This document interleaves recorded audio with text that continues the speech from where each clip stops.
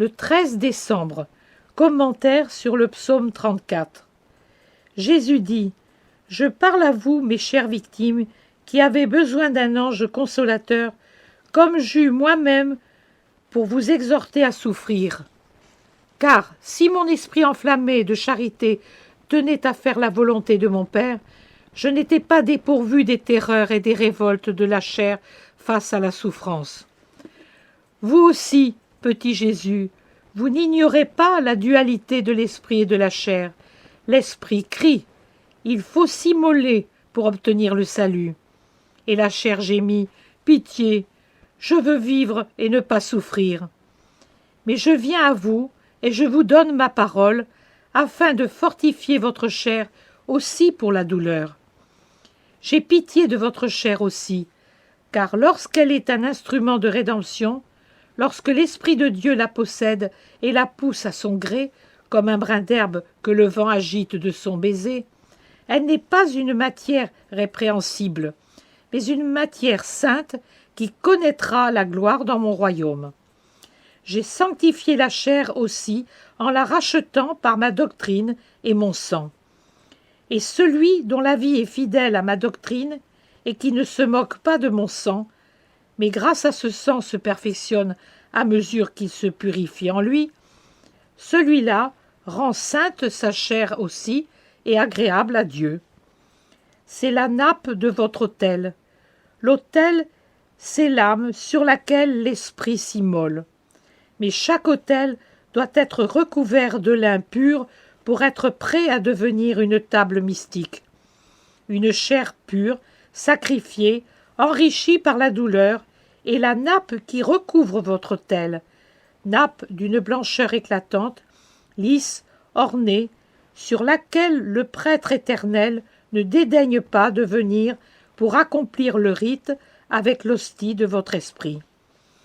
Ne vous attendez pas, ô chères victimes, à la gratitude et à la compréhension du monde. Vous êtes dans le monde, et le monde ne vous connaît pas, car vous n'êtes déjà plus de ce monde. Vous voyez qu'en cela, vous êtes semblable à votre maître.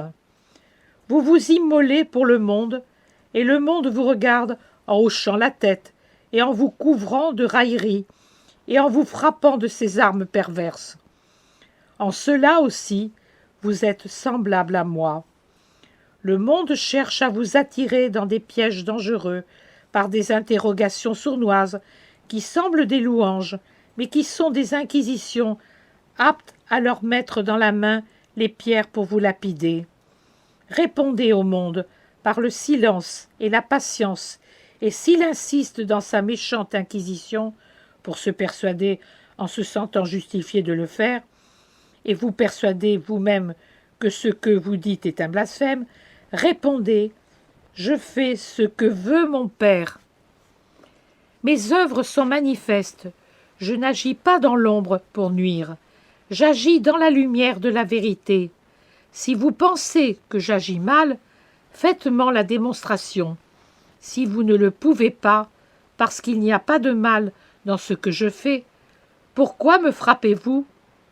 Même si le monde vous tue, je vous donnerai une double vie, puisque vous serez martyrs 2 fois, du monde et de l'amour. Ne vous lassez pas d'être des victimes, que les injures et les ingratitudes du monde, bien qu'elles soient des coups de bélier contre un coche fragile, ne vous poussent pas en dehors de la voie pourprée du sacrifice, ma voie, laquelle se raccorde à la voie royale de la gloire et conduit votre esprit à la joie de ma demeure.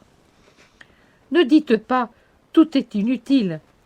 Lorsqu'il semble que la semence soit tombée dans un sol stérile parce qu'elle ne bourgeonne pas tout de suite en tendres feuilles, c'est qu'elle pousse des racines profondes pour produire ensuite une tige plus robuste, donnant un jet d'épis grenus. Mais ce sont vos pleurs qui doivent arroser les mottes arides, et votre sang, sang des veines ou sang de l'esprit, c'est-à-dire l'holocauste total, qui doit nourrir la poussière sans sucre pour en faire une terre féconde. La prière est comme l'eau qui s'évapore sous les rayons du soleil et s'élève pour ensuite descendre nourrir la terre. Votre prière, et toute votre vie est une prière, s'élève sous la poussée de l'amour vers mon trône et fait des demandes pour vos frères et sœurs. Moi qui vois, et je ne me trompe pas, je la bénis et la renvoie à ceux qui sont dignes de la recevoir. Et si parmi vos frères et sœurs il n'y a que des ennemis de l'amour, c'est-à-dire des ennemis de Dieu et de vous-même, votre prière, que ma bénédiction a transformée en une grâce, revient vers vous et vous comble de biens célestes. Ne vous lassez pas d'appeler frères ceux qui vous traitent en ennemis.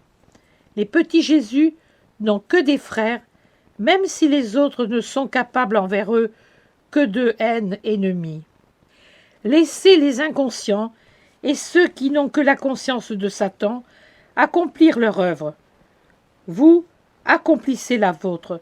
Je veille et je juge et je donne à chacun selon son mérite.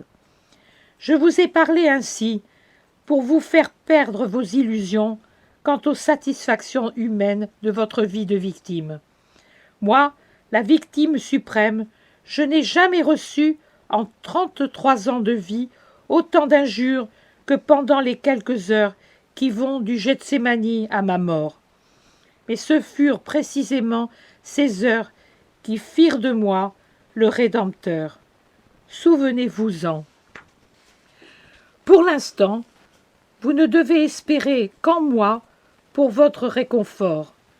Une fois l'épreuve finie, vous aurez la béatitude de lire dans le livre de la vie les noms de ceux que vous aurez sauvés et d'attendre serrés sur mon cœur leurs remerciements, alors que, rachetés par notre souffrance, ils entreront dans la paix. À moi. Je ne parle pas pour satisfaire une curiosité superstitieuse ou même simplement humaine. Je ne suis pas un oracle païen, et je ne veux pas que vous soyez des païens. Je ne t'enlèverai donc pas la joie de ma parole, mais je limiterai ma parole à des points qui touchent uniquement à l'esprit, sans faire de parallèle entre lui et les événements présents ou d'un avenir rapproché. Cette lacune restera comme un avertissement pour beaucoup et durera aussi longtemps que je le voudrai.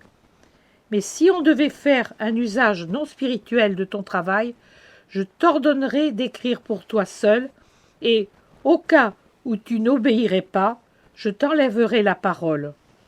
L'être humain corrompt tout ce qu'il touche. Ton Jésus est inquiet et sévère aujourd'hui.